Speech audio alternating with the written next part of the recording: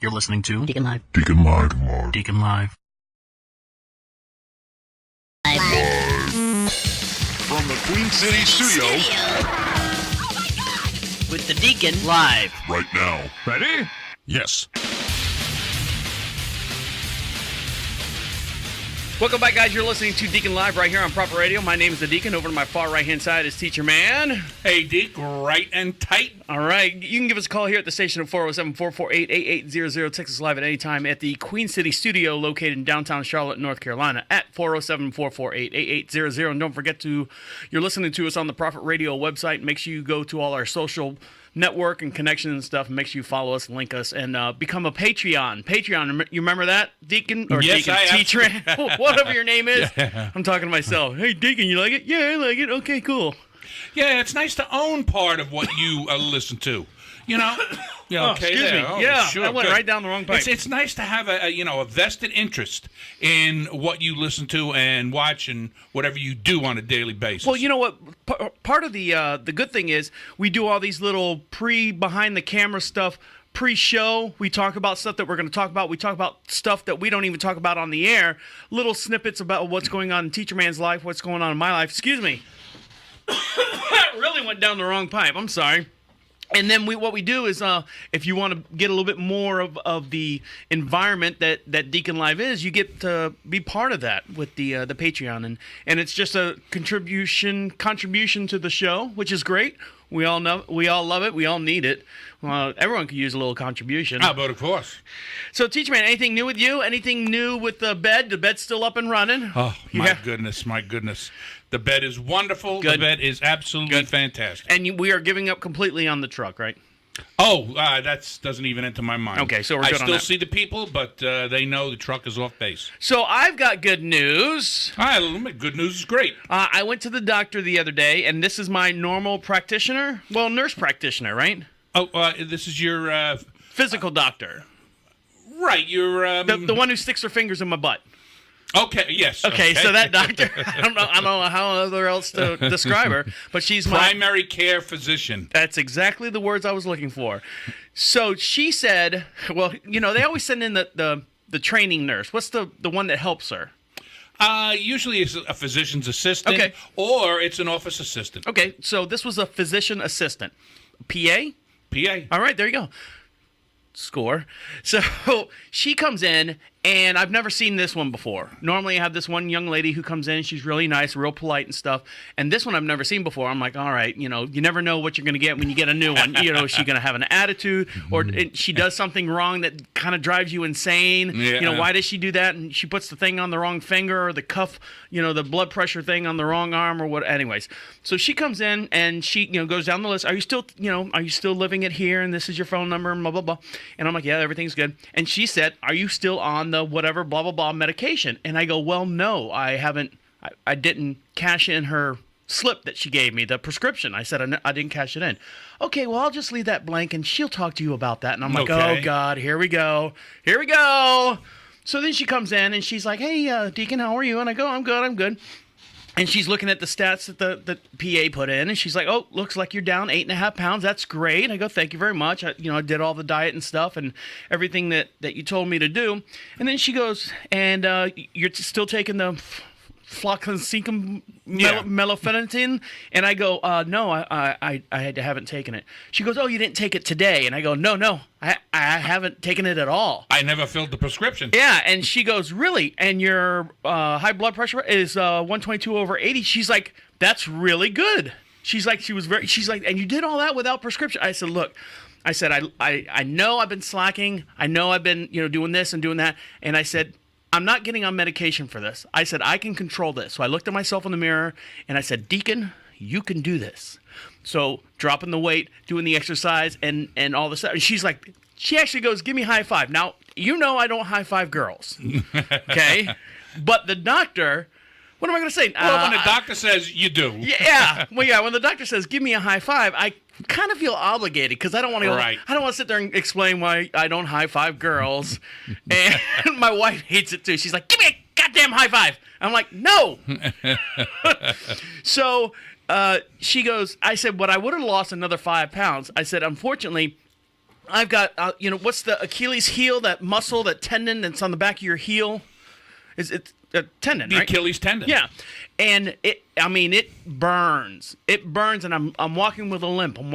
So I couldn't go to the gym. I couldn't go, run on the treadmill like I want to. I can't, walk around with weights in my hands, going in between, machines and stuff. Right. It was hurting me. And it only happens when I walk on concrete floors. And of course, where we go grocery shopping is Walmart, and where we go anything else is on concrete floors. Now here on the ranch, I'm fine because I'm constantly walking on dirt and hay and Nothing hard. Nothing hard at all. So she gave me a bunch of prednisone. Prednisone. So I'm on. No. Prednisone, not pregnazone. Isn't that what I said? No, prednisone. And what did I say? I thought you said pregnazone. I probably said that. You did. So that's what she's got me on, and I'm reading it, and it's like, there's 31 pills in here, and my wife's reading it, and she's like, okay, honey, you need to take, this is 6 days. 6 days of pills. And I'm like, 31 pills, really? She's like, yep, first day you have to take 6. Next day you take 5. The next day you take 4. And the next day you take 3. And then 2. And then 1. I'm like, holy crap. So you really got to keep track of it. Yeah. And I'm like sitting there. I'm like, I didn't know there'd be math with taking pills. It's normally 1 in the morning in the mouth with food. And that's the thing. I made the mistake of taking it on food. Oh, without food one morning. Oh, my God. And it was the first one, the 6. And it was, Oh, God. I had to, I usually bring like a little thing of not sliced cheese. You get a big block of cheese. Right.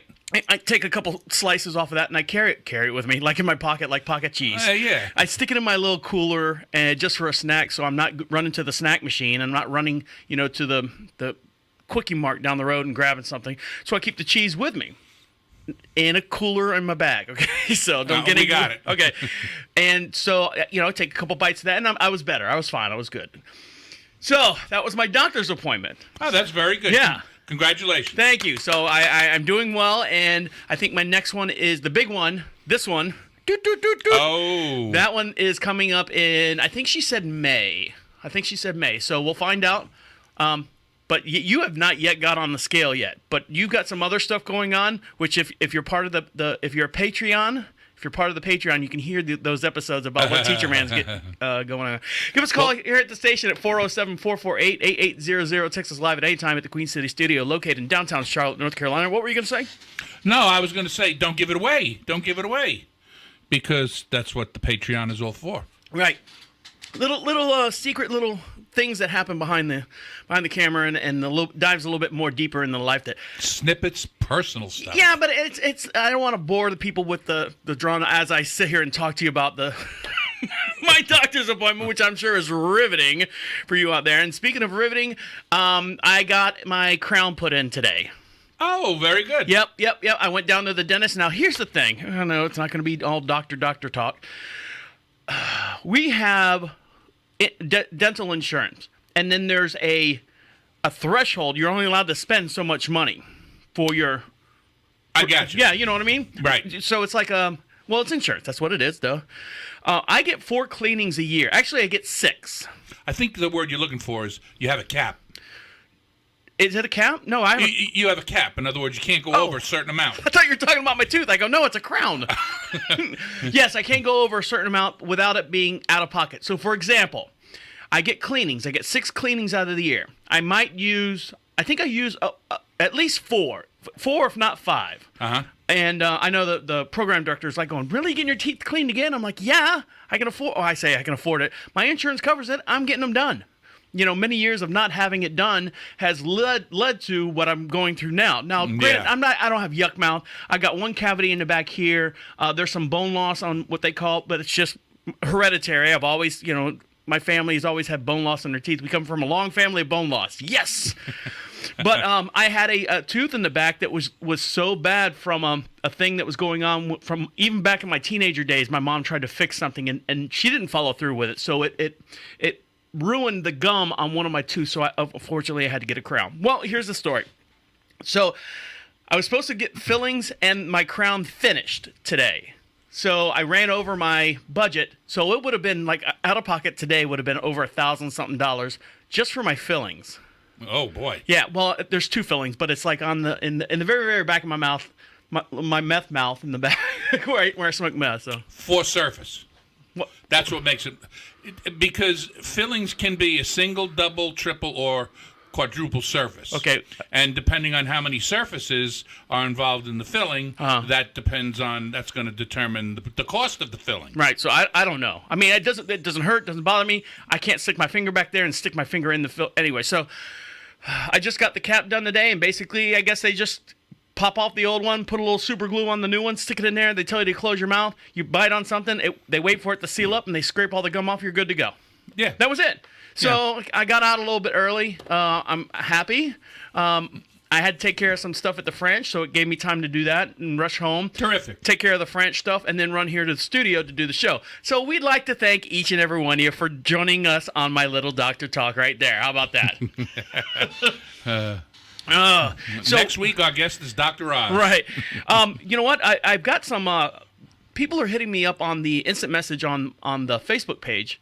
And they are, I mean, just people out of the blue. A gentleman by the name of Carlos was like, hey, I caught the show, like what you're doing. Hey, great to hear you. And I gave him the thumbs up. Thank you very much. The like back to him. Right. And actually, one of the people in the dentist's office, she said, hey, I caught your show the other day. And I'm like, oh, really? You listen to podcasts? She's like, yeah. She's like, oh, here we go. I don't know if I should say this or not. Teacher-man's really funny. She's like, I really like him. He's really, really funny. Well, I tend to be that kind of guy. Yeah, whatever. So she's like, yeah, he seems like a good time. I said, yeah, he's a sprout now and then. So there you go. So you got another fan. Terrific. I'm glad to hear it. You're gonna have to come up with a fan club. I'm gonna have to change my dentist. Yeah, go all the way to Cornelius, which is an hour and a half from the French, which is it's only like 30 minutes from the studio. But there you go. When we come back, we want to talk about someone who's not going to be listening to our show anymore. No. And so we're going to do just a little bit more doctor talk. We're getting into the cold and flu season.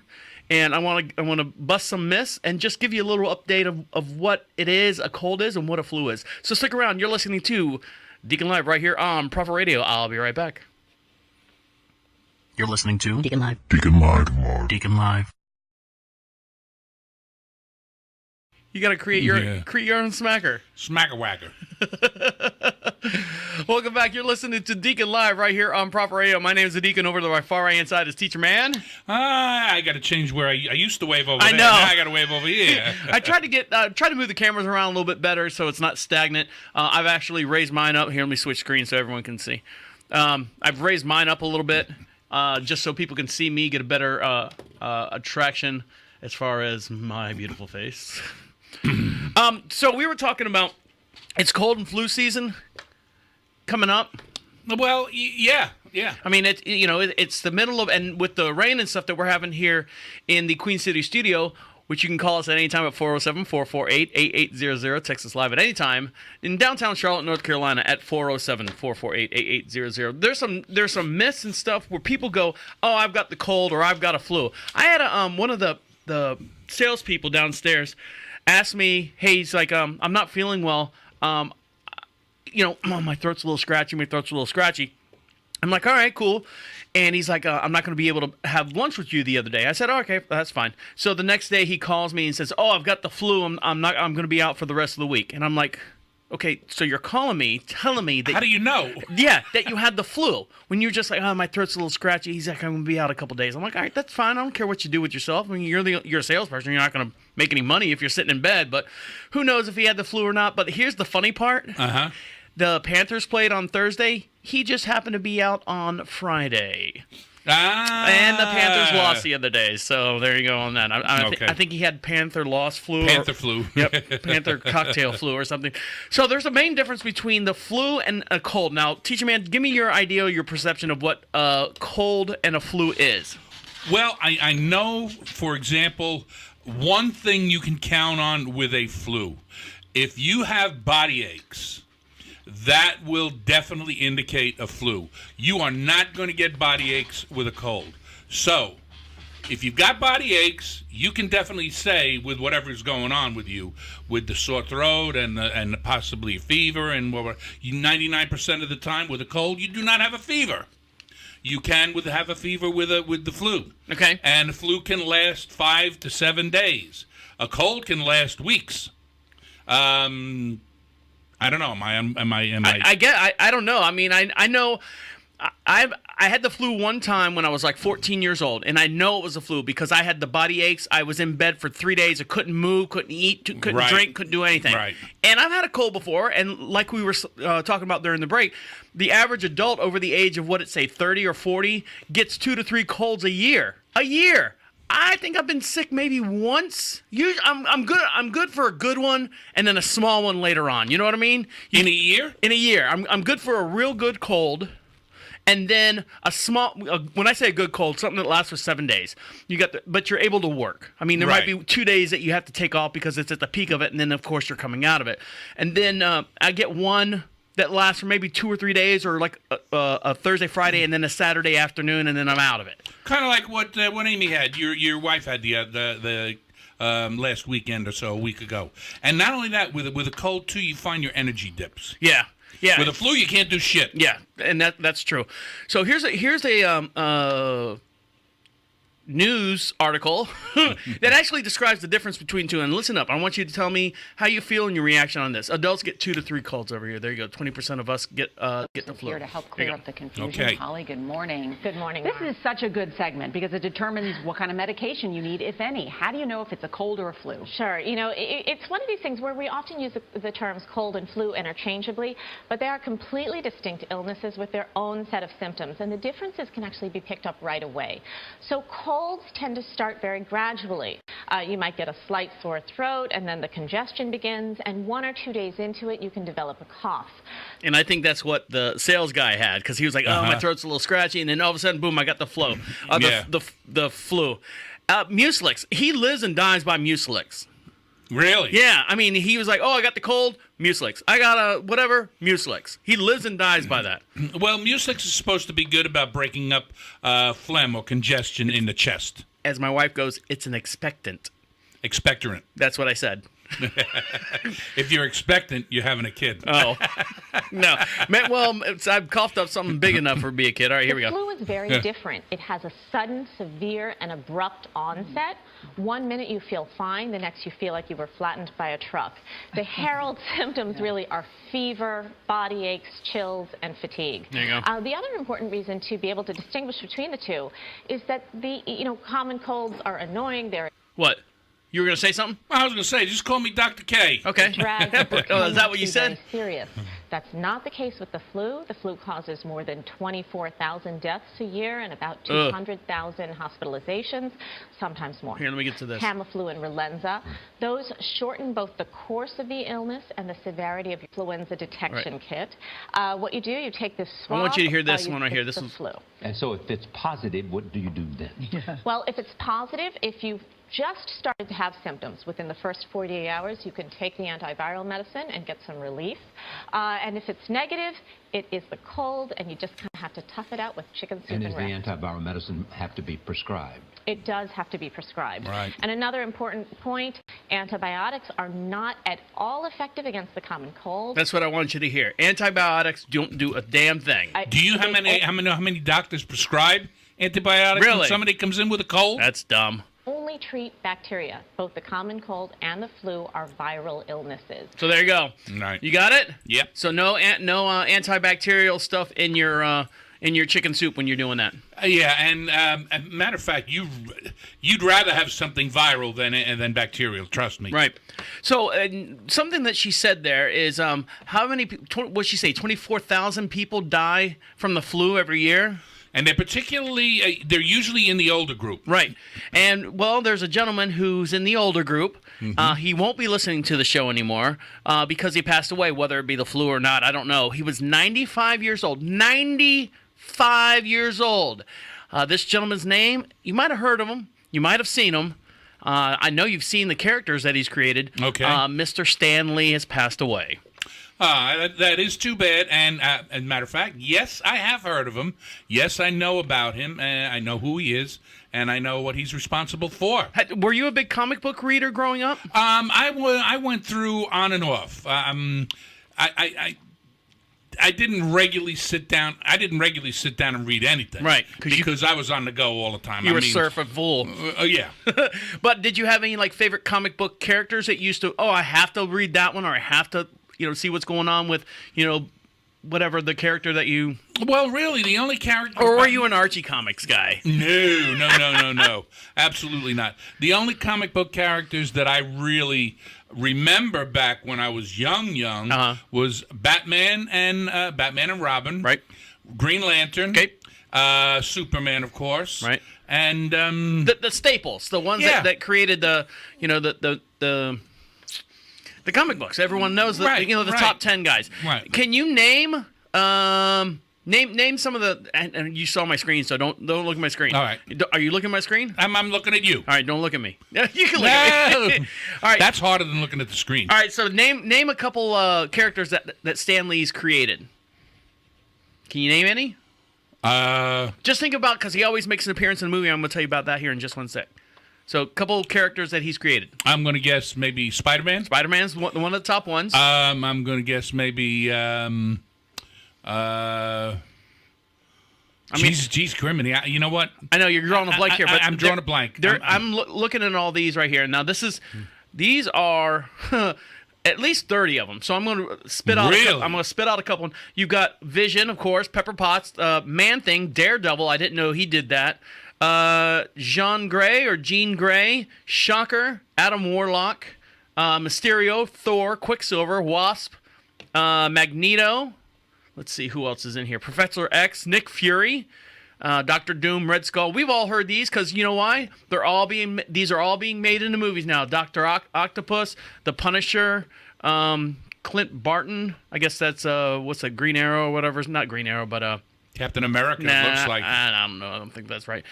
Groot, he created him. Doctor Strange, and of course Hulk, Juggernaut, Black Widow, and Iron Man leading off the top as far as those four I've heard of. Yeah. You know what? I have never heard of any of the other ones. Well, they haven't made a movie of them yet. I mean, I haven't heard of even them in been comics. Well, you said you didn't read a whole lot of comics, so of course, there you go. So of course you want to hear them. Teacher-man, anything else going on with you as far as you're healthy? Everything's good? Yes. I almost didn't even want to come outside to go to the studio today. It was so nasty. I know. It's just rainy and awful. Cold and... Now, as a teacher, did you give, class projects? Now, tell me again what grades you taught.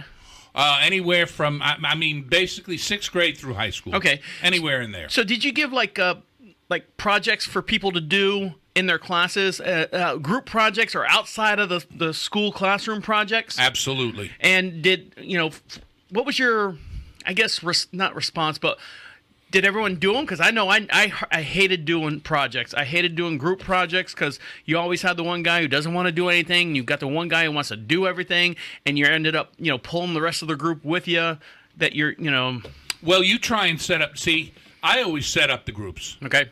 And I always tried to set them up. I didn't combine sexes. Okay. I always just, they were all boys, they were all girls or whatever.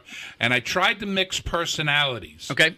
And if there was somebody that was a little bit more on the quieter side, I tried to put them with somebody that would try to bring them out of that, Sure. to be able to want to share more of what they're doing. All right. So this is a homework assignment where I guess the students. I don't know if it's a homework assignment or a social experiment, but I think it's a little bit of both. But I want you to listen to what happened here.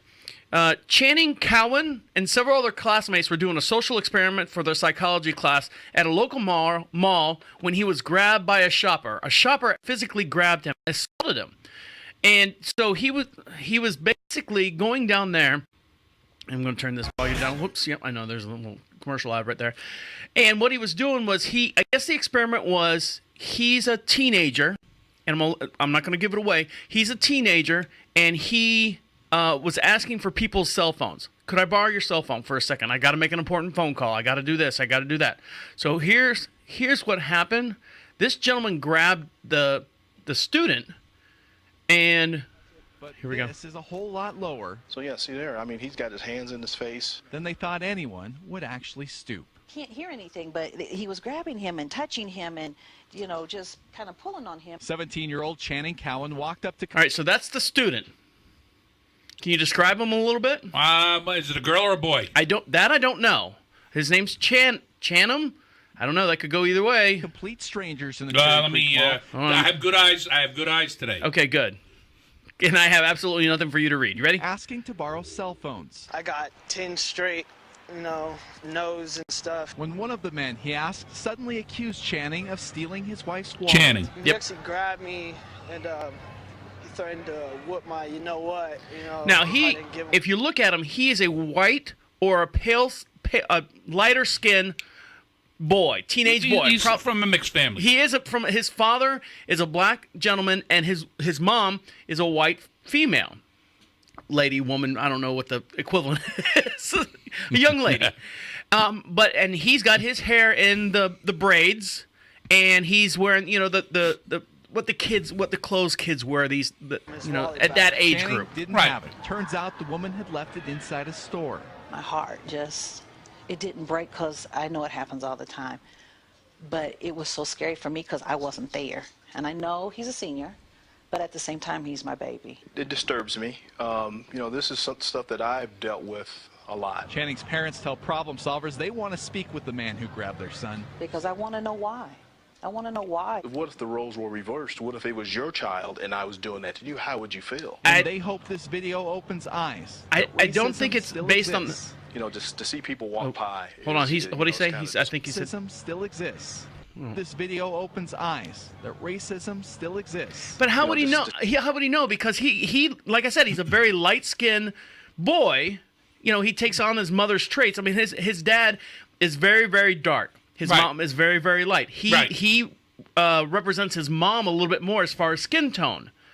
But he does have his hair back in the cornrow braids. But if you were to see him on the street, you would think maybe a Latin or an Italian looking guy.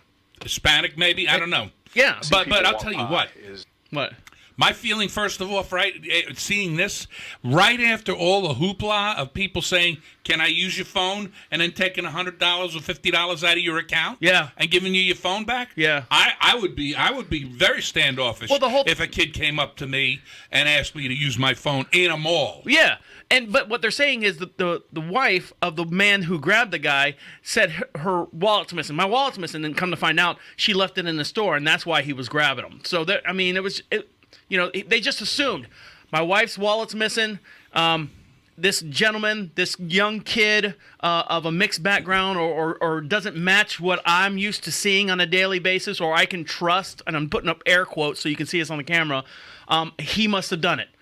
Why would he come up to me and ask me for my phone and then all of a sudden, coincidence, my wife's purse is missing. So he started... Conglomeration of...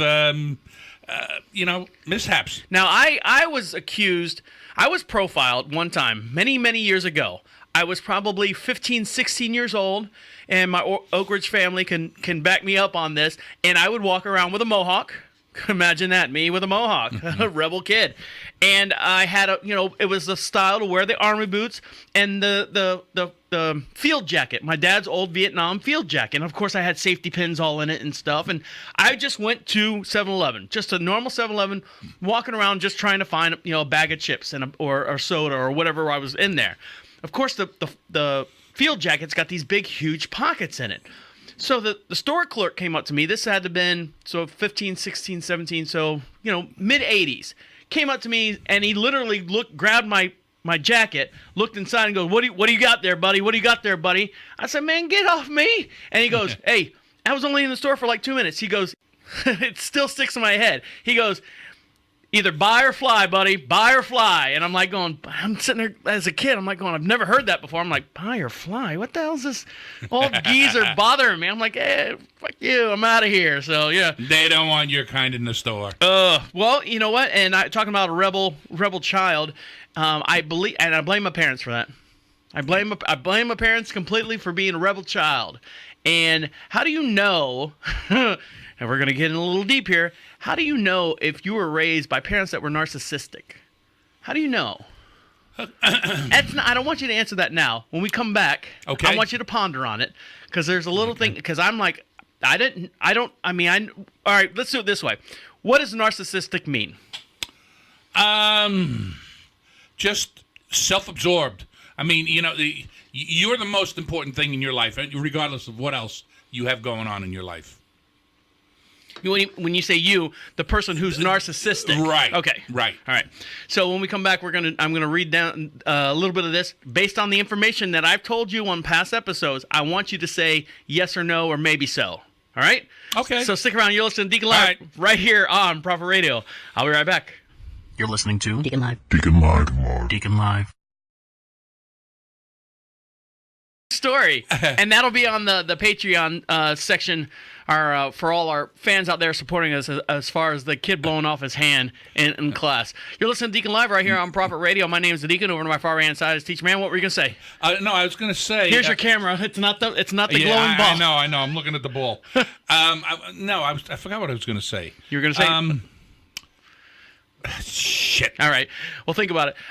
You can give us a call here at the studio in downtown Charlotte, North Carolina at 407-448-8800. Text us live at any time in the Queen City studio located in downtown Charlotte, North Carolina. Don't forget to join us on all our social networks. We're on Facebook, Twitter, Instagram. All that stuff can be found on the Prophet Radio website. Did you remember what you were going to talk about? I'll think about it. It'll take me a little bit. Okay. Well, we were talking about how can you tell if you were raised by narcissistic parents or if you are a narcissistic parent. Now, you said a narcissistic. Can I say that one more time? What is a narcissistic parent, or what is someone who's narcissistic? It's a person who puts themselves above and before anybody or anything else. Mm-hmm. They come first, regardless of what's going on. You know those conversations when you're just sitting there and it feels like it's the other person's show and you're just watching, or sometimes when you make your problem even smaller than theirs, when it's a persistent pattern and when it is a broadly involves extreme selfishness and self-centeredness, is considered a narcissistic personality disorder. There you go. Or NPD. So there you go. So what is a narcissist? A brief explanation. All right. So can you read? You got your good reading glasses on?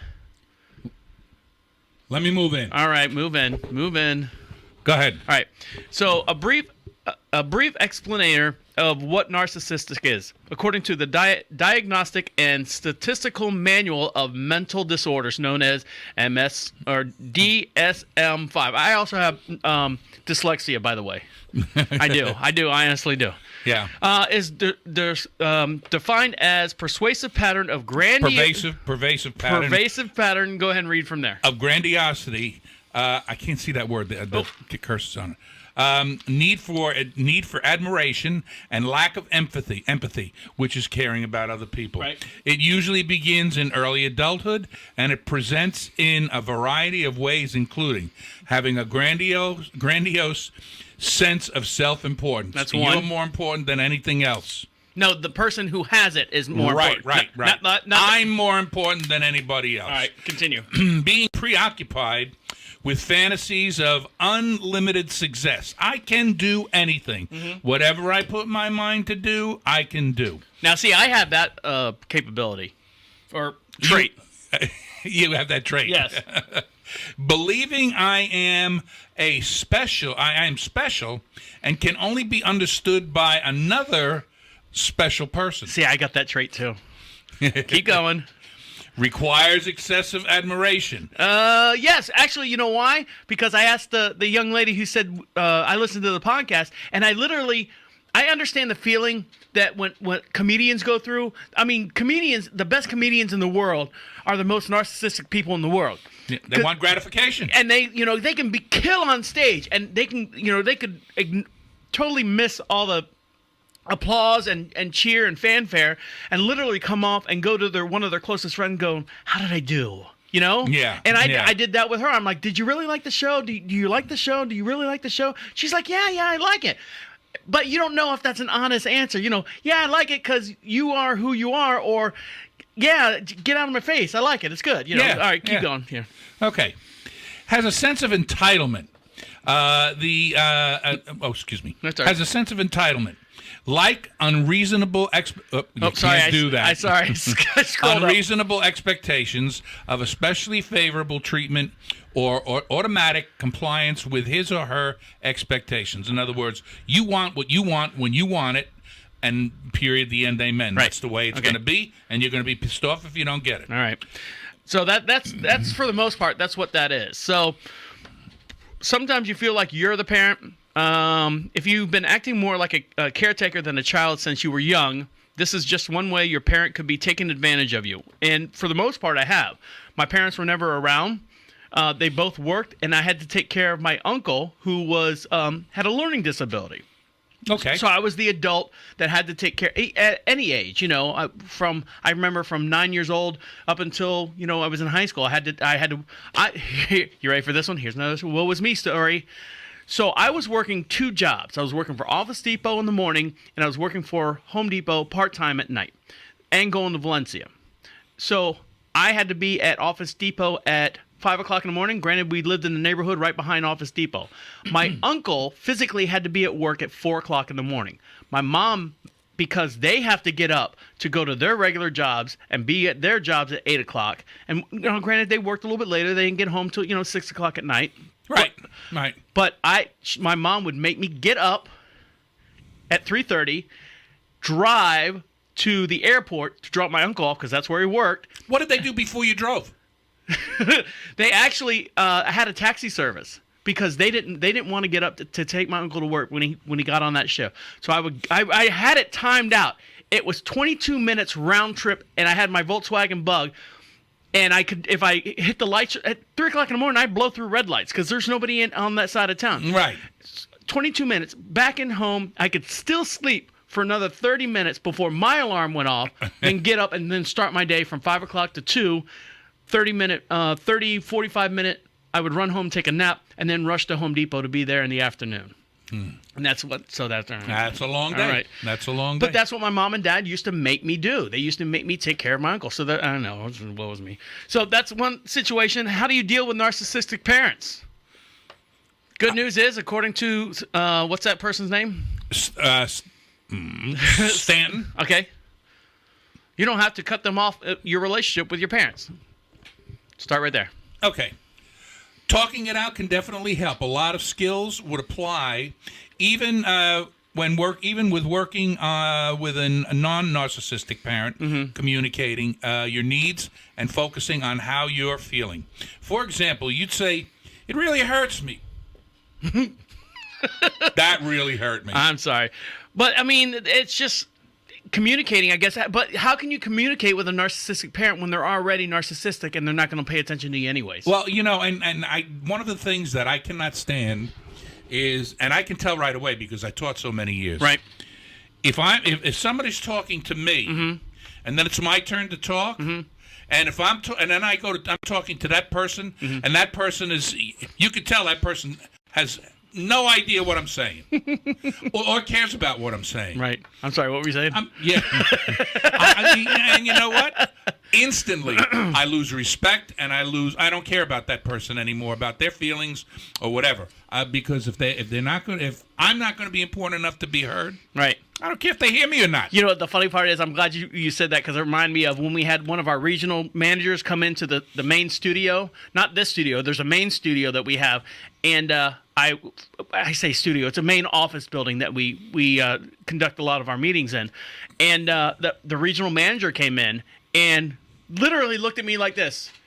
"Hi, how you doing?" Looked through me, looked around the building and stuff, and I'm like, "Hey, I'm glad you're here. We've been doing this. These are our numbers and stuff. Oh, that's great. Keep up the good work." And he's like looking around and stuff. He had another agenda on his mind, but I mean, this is the first time we've ever met, and I was like, piss up a rope, you asshole. Yeah. So I don't talk to him anymore. Oh, and body language says it all too. Yeah. I mean, all you got to do is watch a person the way they act. And he just got hired to that position too, so he was walking around with his plume of feathers behind him. You know what I mean? Yeah. All right. Yeah. So as a parent, because you're a parent, I'm not a parent. I've got fur babies. Did you ever spank the kids? Did you ever spank them? Yes, I did. Okay. And I really, I never. back in my day when we were raising kids, people of my generation, we didn't think it was a bad thing to spank a child. Now, did I spank my kids regularly? Absolutely not. Now, absolutely not. Now, I spanked Amy one time, and I cried. Now, I agree with spanking a child until a communication level has been established. For example, if you've got a brand new puppy doesn't understand your language yet. Right. So if it pees on the carpet, you stick his face in it, you pat him on the butt. No. That's the first communication. So when you have a child and the kid doesn't know, ABCs and 1, 2, 3s yet. Right. Understand your dialogue not completely, but if a child does something to a certain degree, bang, no, on the butt. Now, when you start creating a dialogue, I think the paddling should go away a little bit. Oh, absolutely. You know what I mean? Absolutely. But so what's a cutoff age? So is it first grade? It's second grade? I mean, I don't think there's an age for that. I think it's going to be somewhere in the I'm going to say mid-elementary grades. Mm-hmm. I'm going to say second, third, fourth grade. By fourth grade, if you're still spanking your child, something's wrong. Okay. Again, why? Because of communication, right? The kids should understand the difference between right and wrong, and what you're trying to and they understand between yes and no, and what you're trying to communicate, why you should not do that and why you should do that. Right. So, nation's leading pediatricians group has strengthened this advice against, if the ads would stop clicking around, against spanking and other physical punishment because of potential for long-term harm. What do you think? No? Well, you know what? I think violence begets violence. Okay. So the Academy research has been set up. See, look at all these screens flipping around. Right here. The Academy says research since 1998 discipline policy led to this update. It says that I'm gonna fucking kill this screen. I'm getting ready to cut this article down. Short-term improvements in behavior, but studies show that spanking is no more effective than non-physical punishment, including timeouts, setting firm limits on established and unwanted consequences. It says studies have published that the last 2 decades has bolstered evidence that spanking can make young kids more aggressive and defiant. Well, you know what? I was beaten to death as a child. I was. I mean, there would be times where we had a small hallway for the front door, and my mom would sit there with a belt, and I'm literally like protecting myself and was wailing like, don't you ever, and I was young enough to be, 11, 12 years old, enough to be out on a bicycle. I remember riding a bicycle was my threshold, so whatever age that is.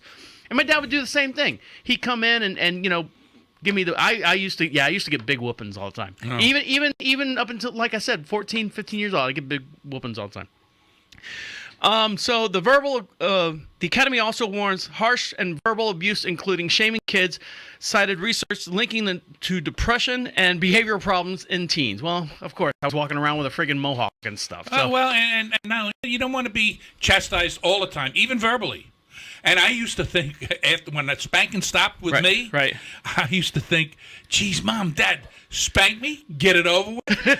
Because the other kind of punishment where they were disappointed with me or, just really upset with the choices I've made, that lasted a lot longer than spanking, boom, boom, boom, hurt right then, but it was gone. It was over and done. All right, when we come back, I'm going to play this little video to show you what happens when you don't spank your child and how they grow up to be. And I think I'm a fine citizen. I think I'm a fine citizen. I always said I'm an asshole because I am to a certain point, except for that my one friend Phil loves and holds me dearly to his heart, which I thank God every day for Phil. He's a great character. Great guy. But this is what happens when you don't spank your child and they grow up to be not a millennial, but this is a young girl who got in trouble. And when we come back, and we'll play the clip and just listen to the stuff that comes out of her mouth, and the mindset that she's in when she gets in trouble. You're listening to Deacon Live right here on Proper Radio. Stick around. I'll be right back. You're listening to Deacon Live. Deacon Live. Deacon Live. You're listening to Deacon Live right here on Private Radio. My name is the Deacon. Over to my far right-hand side is Teacher-man. Hey, and I think I got the right camera this time. Yeah, so you got the one right there in front of your little globe orb over there. I like that. Give us a call here at the station at 407-448-8800. Text us live at any time in the Queen City studio located in downtown Charlotte, North Carolina at 407-448-8800. Don't forget to be a patriot and a Patreon. And that's found on the Prophet Radio website under the Deacon Live tab. So we were talking about spanking kids and stuff. Have you, and you said that you had a hard time spanking the girl. Oh, my daughter? Your daughter. I mean, thank God I had the daughter that I had. Right. Because if I had a girl that I would have had to or should have had to have spanked more, I don't know that I could have done it as easily as I could have spanked my son. So I want to shame on me for saying that because I didn't want to spank my son either. Well, boys, by general, there's a couple episodes. The tag phrase in The Simpsons: every time he goes in front of the judge, the penalty was always "boys will be boys." He hits the gavel. Bart Simpson goes off about his day. You know, every time he brings in "boys will be boys," and I was a boy. You were a boy. Boys just in general get in trouble, and girls tend to be a little bit more. Cognizant. Well, I want you to see this video right here. This is what happens. Hey, keep your hands where I can see them, all right? Hey, no, don't be moving your hands where I can't see them and shit. All right, so this guy, he is a bail officer, enforcement officer, and this girl has not paid any of her bail money, so obviously she's in trouble already. So when undisciplined kids grow up, and this guy's basically she's skipping bail or has skipped on bail. Or payments or whatever that goes on with that. And And I just want you to listen to her conversation that she has with this guy who's trying to just detain her and bring her in until he can get his money back for posting bail for this girl. Here's the deal. My name's Patrick. I'm with Bail Bonds. The Bail Bonds company. Listen to me, then respond. The Bail Bonds company that bailed you out. What you've done is you haven't made any of your payments. Your father is not here to meet you. You put your Where's my dad? He's not coming because he contacted us. Because you haven't made any of your bond payments. You haven't made a single payment. Your dad's not going to bail you out. So tonight, you're coming with me. And that's the end of it. And that's the end of it. Step out of your car for me. No, I did. Where's my dad? Okay, you can step out of the car the easy way or the hard way. You can call your dad in a second. So he's like, I'll just call your dad when you get to my car. Well, kind of, yeah. You can do this the easy way. Let me see your hand. Stop making your hands disappear. You want to do this the easy way or the hard way? Stop making your hands disappear. She keeps putting her hands down. She's sitting behind the wheel of a car. On? Yeah. Okay, that's fine. We'll do this. It's not hurting you. Don't give me this fucking owl bullshit, because I'm not going to buy it. He just grabbed her arm. That's all he did. Everything you're doing is being recorded right here. There we go. Hi, we're waving to you. What did I do? Stand right here. You didn't make your bond payments. I've explained that to you 4 times. Stupid. Take this hand, put it on top of your head. Don't move it. Okay, you didn't. You didn't. Okay, maybe like You didn't. more. You didn't. Shut up. Stop. It's not hurting you. It's not hurting you. Okay, give a fast forward a little bit here. Okay. Now she's crying. Stop. It doesn't hurt and the waterworks again, you know. Stop. Wait, what is she here? Dad, you want to cry? The only thing you're going to do right now is move your ass on over to my car. I want my cat. Okay. She wants her Chloe, cat. Stand up. Stop. Stand up. I thought you said Okay, that I'll because No. that It's of not a her problem. cat. I can No, force you to do that. listen. She's Not worried a about her problem. cat. You want me to leave your car unlocked here? With the window rolled Listen to down? this. So why don't you start acting like an adult so we can button this up? Oh. Make sense? Okay. Where your car keys at? Ignition. Okay, so now she's back on the ground again, crying.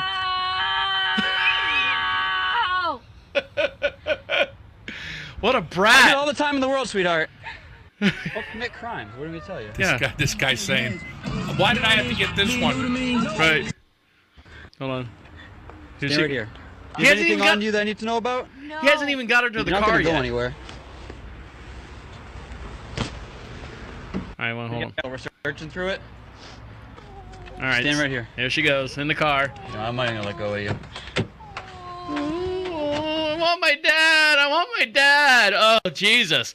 What a spoiled little brat. Used to get in her way. Well, yeah. I mean, she first thing she said, I want my dad. I want my this. I want my that. So, and then he's got to deal with it. Yeah. So and when they start to grow up and realize that the world doesn't revolve around them, yeah, it's hard for them to take. It's sad. It's sad. But I'll tell you what, this one mom right here, you are going to love this video. This one mom right here, tell me I freaking got it. I better have it. This one video, this mom takes it into her own hands and tells you what's up. Oh, hey. Here we go. Hold on, I got to turn the volume up on this one. You ready? Back my role as your parent. Get a shot of them. She's taking back her role as a parent. Look at all the kids. Look at them flicking her off. Describe what she is. She's a big mama with sleeveless sweatshirt on, and she's cocking a shotgun. All right, here we go. Announce the effects that social media have on my children. Look at she's got buckshot or whatever on her wrist. She's got stuff loaded. This is a mom that I guess is tired of social media and her kids are disrespecting her and stuff. So she's got all their cell phones out as target practice, and she's got what kind of gun is that there? That's a shotgun. But yet she's making her video. She's making well, and she's rebelling against social media. I'm against social media. I'm going to put this on social media. Good point there. So here we go. Disobedience and their disrespect. Ready? Charlotte, get out of the way. Oh. Watch out, Charlotte. Gone. Set her up. Set her up. Get another one there, Charlie. Come on, Ian. Let's go. Ian's like, no. Let's get yours going. So this mom's shooting their cell phones right out there in the middle of the yard. Excuse me, you look. Put that No, that's on video. Set it up. That's on video. So there's a mom taking back all what she can for social media and shooting, blowing up her kids' cell phones. Yeah, there you go. Yeah. I don't know if I'd go to that extent, but because who bought those cell phones in the beginning? The kids probably don't have jobs. Yeah. Where does she work? I don't know. Maybe meat packing shaving plant. underarms. Meat packing plant or some kind of something. Well, Teacher Man, I noticed you've just got a bottle of water over there, and I've got my show beers, which is showcased here on the beer cam, which is located on the live video feed here. Miller Brewing. Did you know that they also? Are you familiar with PBR? Pabst Blue Ribbon. Yeah. Yes. Did you know that they brew their beer as well? Oh no. Yes. No. I thought Pabst Blue Ribbon brewed their own. Well, when we come back, Pabst Blue Ribbon, which is very hard to say when you've had a Miller Lite, is actually suing Miller Lite now for a lot of money, and Miller Lite's putting the kibosh on Pabst Blue Ribbon. So you might not be able to get those tall boys at the club anymore, the 16-ouncers, for $2 at your favorite watering hole. Stick around. When we come back, I'm going to explain everything that's going down between Miller and Pabst Blue Ribbon right here on Proper Radio. Stick around. We'll be right back. You're listening to Deacon Live. Deacon Live. We had that on. It was on the agenda, but we never did it. Yeah. So, I didn't. Whoops, I guess I didn't put any music back on. Sorry, guys. You're sitting there in silence looking at yourself. Well, they heard me do my sniffs, and I don't know if the mic was on. Well, no, because the mic was off. So okay. I apologize for that. So we're going to come back. You ready? Yep. So you're listening to Deacon Live right here on Proper Radio. Give us a call at 407-448-8800. Text us live at any time at the AT&T. Oh, I said the old, free plug for AT&T. But we're live in the Queen City. I got to take that AT&T sign down because it's still up there. At the Queen City studio located in downtown Charlotte, North Carolina. I see it all the time. He's looking at it like, where's it at? Okay. So, Teacher Man. Yes. PBR, what is when you drink beer, I know you're not a big beer drinker, but when you drank growing up and stuff in New York, what was your favorite beers and what was it like, not your favorite beers, like you weren't supposed to have? The beer of choice was Schaefer in party bottles. Okay. That was the beer to buy. All right. Miller High Life. That was a big time high life beer. So was Michelob. It's the champagne of beer. Right. Well, back then it was champagne of bottled beers. Right. Now you did not drink. Unless you were drinking cheap. Right. You did not drink Carling's Black Label, and you did not drink. What was the other one I said during the break? Black Label, and then Pabst Blue Ribbon. PBR. Pabst Blue Ribbon. The Pabst Brewing Company and Miller Coors are going to trial for this hipster favorite Pabst, contending that Miller Coors wants to put it out of business and any long-standing partnership through which it brews Pabst beers. Did you get all that? Yes. Okay, so I guess what's happening is Miller Coors Brewing actually helps brew the PBR. All right, so they also Miller Coors, which produces, package, and ships nearly all of its products, which includes Pabst Blue Ribbon, Old Milwaukee, Natty Baugh, Lone Star, which is only in Texas. Miller Coors, meanwhile, says it's not obligated and continue brewing Pabst, and that Pabst doesn't want to pay enough to justify it doing. Now, what's happening is the whole beer market itself is going down. The local beer market is going down the tube. When I say local beer market, the millennials are buying the IPAs, they're buying all these craft beers because it's trendy and hip. They don't want to drink their dad's beer. They don't want to drink their uncle's beer. So you're seeing a decline in Budweiser. You're seeing a decline in Miller products, and they like PBR because they think it's a micro craft brew or micro brewery. But what they don't understand is Miller actually brews it for Pabst, packages it, their recipe, whatever it is, and sends it off. Well, Miller and Pabst is selling left and right, so Pabst is making the money. Miller's getting a little bit of kickback, but they want all the kickback. They want all the money. So Miller's saying, you know what? We'll brew your stuff. We're going to charge you $45 per barrel now, which is almost double what they're paying now. So they know that Pabst doesn't have the money or the financial capital to pay for that. So they're saying, well, guess what? I'm sorry. We're just going to have to quit doing business with each other. They already owe $40 million to the Miller Brewing Company for this whole negotiation contract that they have. Okay. So they're already in debt. With this if they say, let's do the $45 per barrel, that's going to add another $45 million to their bottom line as far as what they owe Miller Brewing. So they're basically squeezing the cheap, lower beer because Miller wants to gain that ground with their Miller High Life and all their other Miller products. Right. And they're putting the kibosh on PBR. They're putting the screws to them. And so they're going to have to go out of business or find someone else to brew their beer, ship it, package it, ship it, and distribute it. Now, 100 years ago, back in my day, Pabst brewed their own beer. And it was a separate entity from Miller. Yep. And the rest of those that Miller now controls. Right. So yeah, that's so you might see PBR going away or prices increasing on it. It depends on how the contract negotiation goes. So, when you're sitting down at Thanksgiving dinner and you've got Uncle Leroy who loves his PBR and the 16-ounce tall boys, because that's the only way I ever drank PBRs is in the tall boy. I couldn't drink them out of the little 12 ounces for whatever reason. It just felt cooler having that nice big silver can with the red, white, and blue ribbon on it. And drinking it. You know what I mean?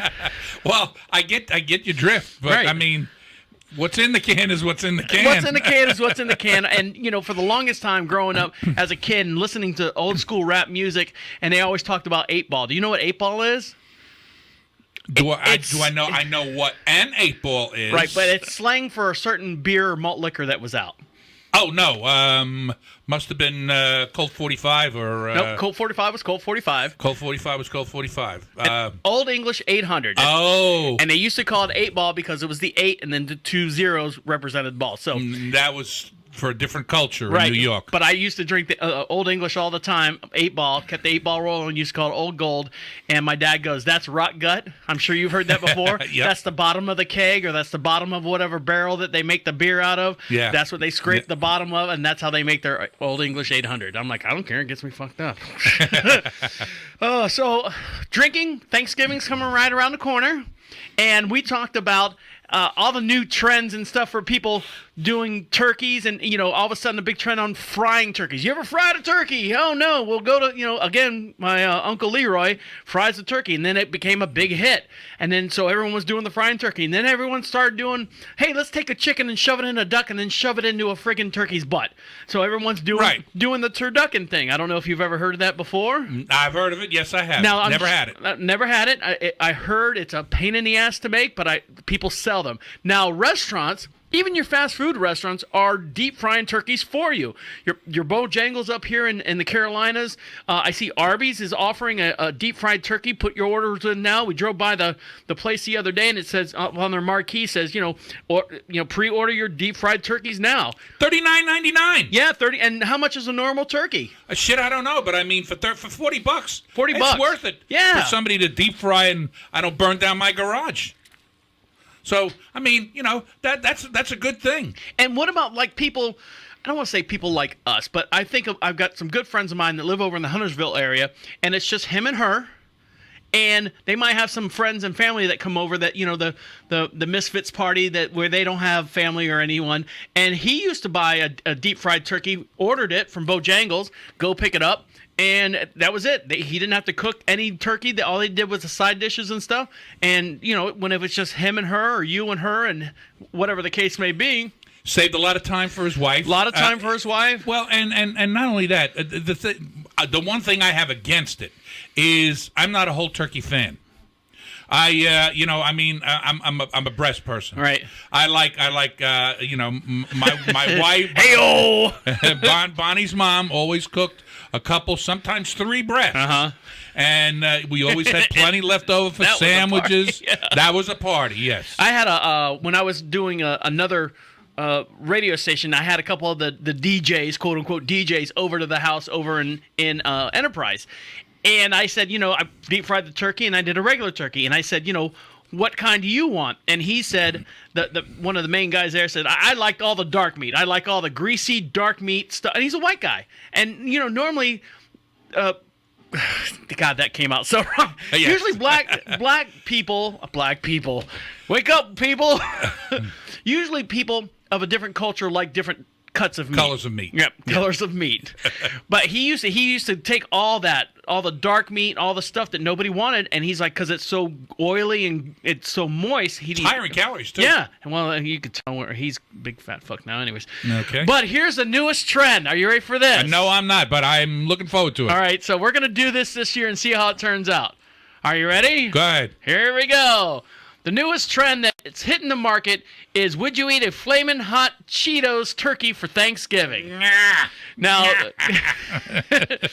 what it looks like, home cooking right here. But that looks so good. Let me switch screens here so you can. God. That looks so good.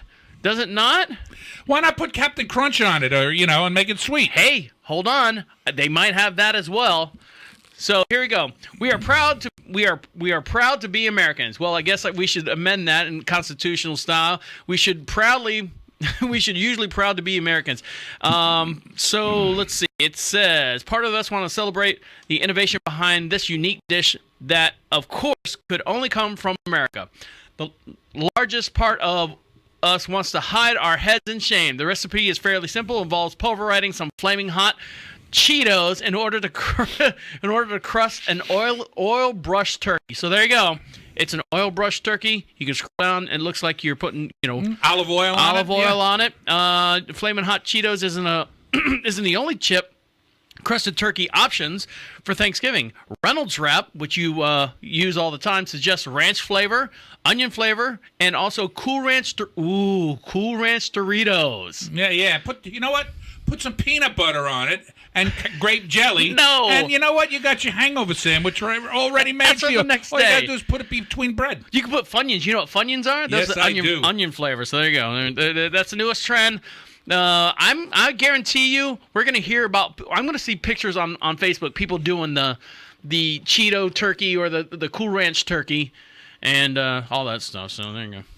I wouldn't mind hearing from some people that tried it. You know what? But I wouldn't waste the turkey doing that. You know what it is? It's the same thing that happened with the deep fried turkey. Everyone deep fries regular chicken, and then shake and bake came out, and then people were shake and baking and doing that. This is no different than doing a shake and bake turkey. Oh, cut me some slack. What? Shake and bake turkey. What is shake and bake? You put the turkey or the chicken in the bag, you shake it up and get all the breadcrumbs and everything on it, and then you bake it, right? And there's a lot of good seasons in there. Right. So and there's a lot of good seasons in Flaming Hot Cheetos. On your side of the border, maybe. It sent the one guy, the rap guy, Xanax guy, to the hospital. He ate so many. What? Yeah, some rap guy couldn't stomach it. What a pussy. Anyway, but He yeah. ate this? He didn't eat this. He just ate Flamin' Hot Cheetos, 9 bags in a row, and they're going to the damn hospital. So, yeah, I mean, there's a Flamin' Hot Cheeto. It's no different than doing a shake and bake. Now, granted, you'd have to have a garbage bag to do the shake and bake with a turkey that's, hefty, wimpy. No, All right. No. All right, Teacher Man, you ready to do your 15 seconds of fame? Yes, I am. All right, here we go. Hold on. Let's get your theme song rolling here. Listen, Wait. all you New Yorkers. Give me your list. You're not reading the list. I'm taking the list. Give me that. Do you know? Okay. What do you mean? Here we go. All right. Bologna or Bologna or bologna? What's the difference? There really is no difference. Okay. Bologna, there actually is no such pronunciation as Bologna. Okay. It's bologna and bologna. Mm-hmm. Now, the bologna GNA is the meat. Okay. That's the meat you get at the cold cut counter. And the other one's what I'm full of. Right. You knew what I was going to say. Is that really? Yeah, it's exactly right. No shit. That means, that means full of shit. All right. So the bologna with the Y on it means I'm full of shit, and the other one is. Right. All right. Well, there you go. Yep. Now you can say I'm full of bologna. All right. Meeting of the bishop and expose. Okay. Now, The band recently. The band expose? Recently. All right. This is my time. Okay. Recently, bishops across the country met in a single gathering, and they are going to actually do an expose by the end of next year of all of the priests and bishops that are committing homosexual acts. What are they doing with them? Well, I mean, they're just going to name, like put your name in the newspaper. Father so-and-so is a Fanoik. Kitty toucher. What'd Right? you say, Fanook? Fanoik. What's a Fanoika? That's a fag in Italian. Is it really? Yeah. Oh, there you go, kids. Write that on your notebook. All right. NC 49th, leaving in droves. Oh, leaving in droves. Teachers are leaving this state by the covered wagon. Mm-hmm. That's what I mean in droves. Well, they don't have to worry because there's 5,000 coming up from Mexico to take their jobs. You know what? I forgot about that. That's all right. And you don't have to have a degree. No, you don't. No. Yeah. 49th we are in the country as far as teacher pay. Really? And how we treat teachers and their their benefits and so on and so forth. It's disgusting. You know what the sad part is? There's a couple of good friends of mine. We talked on many years on the Deacon Live show where they had preemie babies in the McDonald's Ronald House and taking care of them and stuff. She's a teacher. He's a web designer of some sort. But she moved up to North Carolina. I think mostly for him because of his job. But she was a teacher actually, I think the Apopka area and moved to here to become a teacher, and she got a job and stuff. Of course, she's taken time off because she's had twins and newborns and whatnot. But there's one. But yeah, she's a teacher here in the North Carolina area. And I when you say that, I think about her because she's the only teacher I know in North Carolina. Yeah, and by the way, she's probably pulling her hair out that she did it. Because it's a shame the way teachers are treated here. Yeah. All right. Well, there you go. Yeah. Purple movie. Do you know that they made a movie about your mattress? Did they really? Yes. It broke the internet. What? Yes. Come on. And it has to do with the mattress, purple. I you know what? God strike me dead. Ooh, I better be careful. Well, hold God on. strike me dead. Is it for the purple mattress or against the purple mattress? Apparently, no. It's in favor. Because they're a sponsor of ours, so we have to be careful how we. I know. And apparently, this purple mattress is really the thing. It is. I love it. And yeah. Remember, I was having sciatic. We told many episodes of me having sciatic pain and going to the chiropractor and having adjustments and stuff. As soon as I got that purple mattress, I don't want to say, oh, my pain is gone because you physically can't. It doesn't happen right away. But I sleep better on that mattress. There's something about that mattress. And if you don't know what I'm talking about, go to purple.com and you can see the little flag on the side of the Prophet Radio site there. I know you and my daughter both tried to talk me into not my Tempur-Pedic, and do the purple thing. And after I read this, I was kind of thinking, oh, maybe I should have. Yeah, well. But I mean, it really, this really impressed me. Yeah. Well, your Tempur-Pedic's nice because you're an older person. You like to sit up in bed and. Well, the adjustable part is what I love. I mean, they could put cardboard on an adjustable mattress, and I'd love it. And you eat your hot Cheetos while you're watching in bed. All right, feeling better with K and BLZ. I can't remember. B12. B12. Oh, this is BLT. I don't know if you remember me talking about in one of our previous podcasts. I told you my doctor actually called me at home. Right. And he told me my potassium. Right. Which is vitamin K. Right. Okay. And you're also Mr. K. Also K, and I'm Mr. K. Right. And it's also the symbol for potassium on the periodic table of the elements. Right. And so he told me to get. He gave me a prescription for vitamin K, for potassium, and he also gave me this recommendation for B12. Stuff is phenomenal, and I feel the difference already.